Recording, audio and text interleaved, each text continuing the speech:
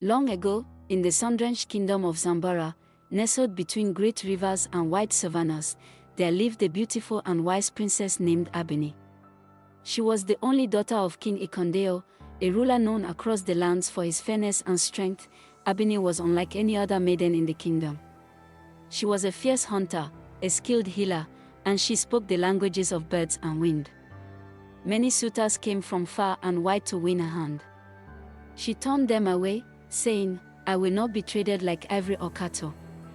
When I marry, it will be by my own will and reason." Years passed, and when the time came, Princess Abini shocked the land. She chose not one husband, but 5.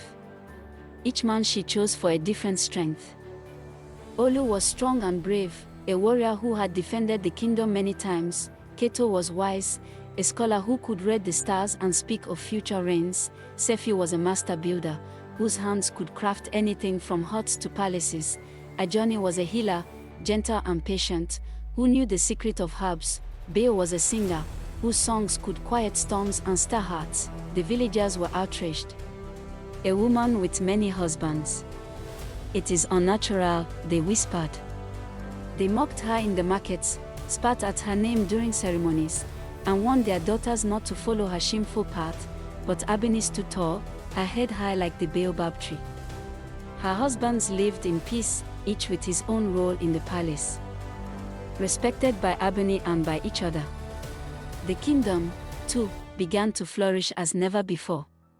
Crops grew tall, sickness was rare, buildings rose strong and swift, and the people's hearts were lifted by song. Still, the ridicule continued. Then came the great drought, the rivers dried, the crops shriveled, and fear spread like fire across Zambara. Neighboring kingdoms began to whisper of war. The king called upon his daughter. And Abini, with calm and purpose, summoned her husbands. Olu led warriors to protect the borders. Keto read the stars and found where rain would fall. Sefi built a mighty aqueduct to carry water from distant mountains. Ajoni healed the sick with water-saving herbs. Beo sang a song that united the people, calming panic and stirring hope.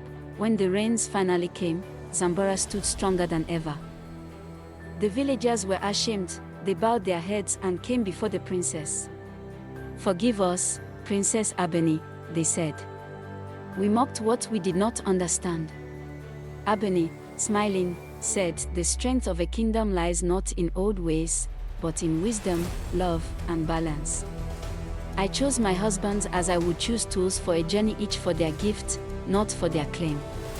From that day, no one in Zambara mocked her again. And the tale of the princess with many husbands was told for generations, not as a warning but as a story of courage, choice, and the many forms that love and leadership can take. Thank you for watching. Please like, share and subscribe for more.